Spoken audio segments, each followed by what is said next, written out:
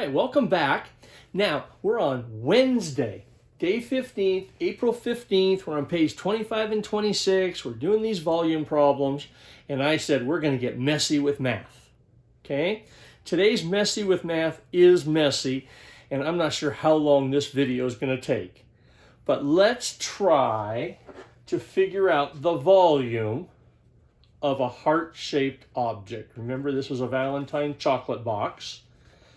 And we had to do some measurements. So let's get started. First of all, we have a heart shaped. I counted 8.6 inches from the widest to the widest, and from the peak of the heart to the bottom of the heart, 7.2 inches.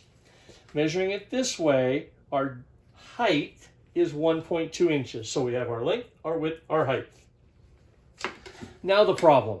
There is no standard formula for a heart, right? There's all different types of hearts. You can actually Google the equation of a heart, and there are like 5 or 6 standard equations that you can put in a calculator to get a heart. All right.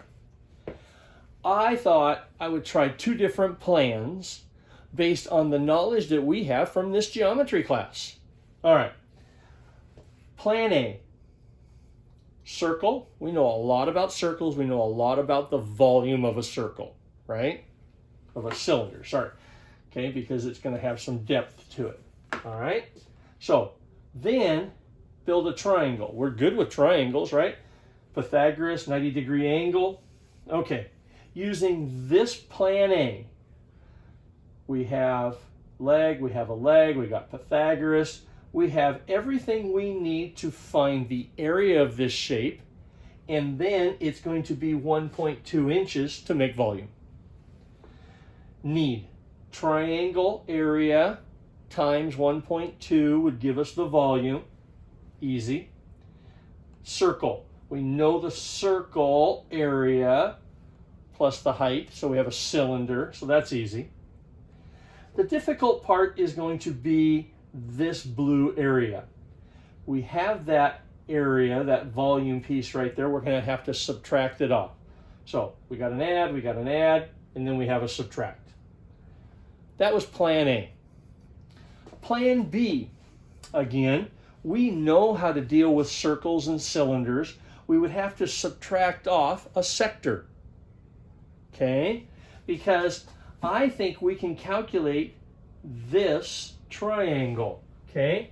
We can calculate this triangle because we could actually calculate the height of this triangle using SOHCAHTOA, which will give us this subtracted from 7.2. So we can actually find the area of this triangle and then the volume because, again, it's 1.2 deep. So we can do this piece. We know how to find the area of a sector, so we'll have to calculate an angle, and we calculate the sector, piece of cake. The problem with this technique is this red piece belongs to the triangle. This red piece also belongs to the circle. So we're going to have that in there twice. We're going to have to subtract that off. The problem with this method is we have this little blue piece, which is part of the volume, so we're going to have to add that piece in. All right, so plan A, plan B, trying to find the volume of this heart. Cool? Be back momentarily to show you how I did the math. Why don't you hit pause and figure out how you would attack this problem? But more importantly is, what strange shape did you get out of the recycle bin where you can do math to find the volume? All right? See you soon.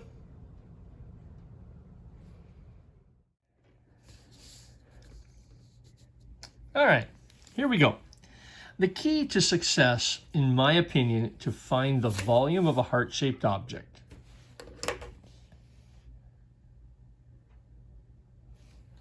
All right, here we go. How can we find the volume of a heart-shaped object using the tools that we have from geometry? Well, my plan A, we have a circle. We're good at circles, area, cylinders, volume. We're good at triangles because of Pythagoras. So here we go. Area of the purple, just pi r squared. Cut it in half. Voila. We have the area. Down here at the bottom, we're just going to take the area. We're going to multiply by the height, and we're going to get volume. Now, we've got to calculate the area of the yellow piece. We're going to have to make some assumptions here and do some measurements. We knew this was 7.2. We knew that this was 4.3.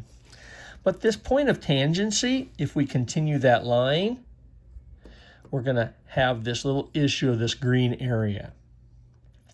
Well, using SOHCAHTOA, we didn't have to measure this angle because 4.3 over 7.2, remember tangent is the opposite over the adjacent. 4.3, 7.2, you do the math, you're going to get 30 degrees. But we have a little fudge factor here. We got this little extra piece out here. Okay, so we had to do some math, we had to do a measurement, and I got 32 degrees. So using 32 degrees, I could actually calculate the new distance, okay, across. And that new distance came to the 4.3 plus this little fudge factor of 0.38. Using our SOHCAHTOA, I got that 0.38. Well, now the area of the yellow triangle is a piece of cake, right? 4.3 plus the 0.38 gave us 4.68 times our height divided by 2. Now we have the area of the purple. We have the area of the yellow. But we're going to have to subtract off this green area in order to get an accurate area of this whole piece. Once we do that, we're going to double it. Once we do that, we multiply by the height, so we get volume. Okay, I made an assumption that this was going to be a right triangle. I'm going to be off a little bit, I understand, because there's a curve right here. But using Pythagoras, we knew the 1.34. We subtract off the square of 0.38, and we get this height of 1.28. After we do that, we can find the area of the green is 0.24. So the area of the purple plus the area of the triangle minus this green area gave us 23.87 square inches. Cool. To get volume, we have the entire area plus the height of 1.2 inches is going to give us an entire volume of 28.644, but that's only half the heart. Got to have the other half, so we double it again. 57.288 cubic inches. Go back a couple videos back. Remember where we went on and we Googled convert to fluid ounces. We actually used cups. Take our 57.288 cubic inches. We know that there's 0.544 fluid ounces per cubic inch. We know that there's 1 cup for every 8 fluid ounces. Cubic inches goes away, fluid ounces goes away, leaving us with, 3.97 cups, but we used 5 cups of water. Plan A doesn't look very good. Where am I wrong here? Okay, let's go to Plan B. Let's go to Plan B. Now, Plan B looked a little bit more difficult when we discussed it on the big board. We have circles. We know all about sector areas. We know about triangles. And we know about triangles. You know, even though the math looks a little bit longer, this is not that difficult of math, okay? Here's the key. We're going to find the white area. We're going to find the purple area. We're going to find the yellow area. But this red area, we're going to have to make sure we take that away so that we don't double up. Okay, so that's why the purple area is so important. Okay, here we go. Sector area. Well, the whole circle is pi r squared minus the sector area. Got to do a measurement here. Using my geometry tools, yep, I get 110 degrees, so we're going to subtract off 110 degrees.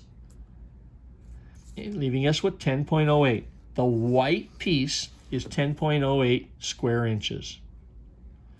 We need this purple. We got to add this in. Well, we just got through a SOHCAHTOA, our trigonometry section. If we know this is 110 degrees, we're going to drop an altitude down, 55 degrees, using SOHCAHTOA, 2.15, 55, we get a distance of 1.76. Voila.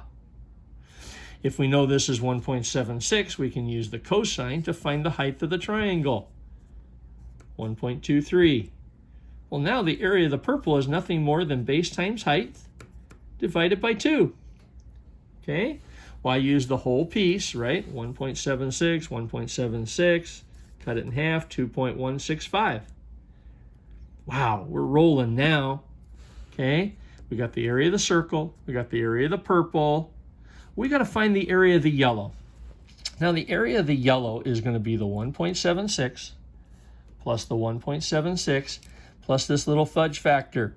Well, this little fudge factor is not that big a deal. If this is 1.76 and the whole thing was 2.15, okay, we can just draw our little rectangle in there. We know this is 1.23, 1.75, the 2.15 minus the 1.76 gives us 0.39. Well, now the area of the triangle is nothing more than 1.76 plus 1.76 plus 0.39. This piece here, how long is this? Well, we knew that the altitude was 1.23. We knew the entire thing was 7.2. So 7.2 minus 1.23 gives us 5.97.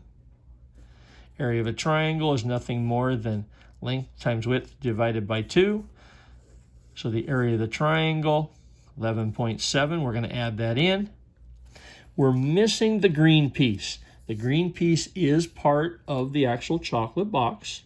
So we got to figure out this area. Well, if this is 1.23 and this is 0.39, we're going to assume this to be a triangle. I know we're off a little bit because it's not a triangle. We're still going to do the math to get length times width divided by 2, 0.239. Add those up, and we have the actual area of this drawing. Again, we have to double it because it's a triangle. Voila. Now we need volume, so the entire thing was 1.2 inches. We get 58.04 cubic inches. Again, we know our conversion. Inches cubed divided by inches cubed, fluid ounces divided by fluid ounces, and we end up with, 4.02 cups.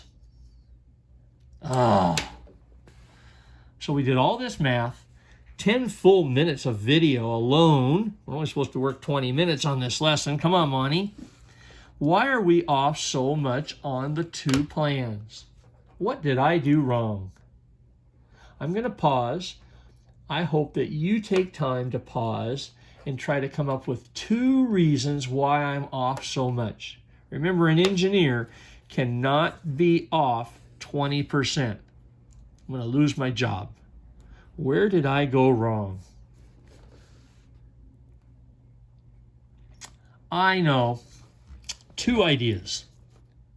The first idea, if you go back when I actually measured 5 cups of water, I filled it to the rim, right to the level top 5 cups. When was the last time you bought a container of anything that was measured to the very top? There's always a little bit of gap at the top. I should have never used 5 cups of water. I should have used less. And then if you go back to the start of this video, I don't think the heart is actually a straight line. I think there's a little bit of a curvature to it, and I'm missing this piece right here. So my calculations do a straight line instead of a curved line. Those are 2 reasons I think we're so far off. I appreciate you watching this video and getting to the very end. I'm hoping you're getting messy with math. I hope that you found some odd container out of your recycle bin and you spent time doing some math to calculate the volume. Have a great Wednesday, folks, and I'll see you tomorrow on Thursday when we pick a different strange shape. Bye.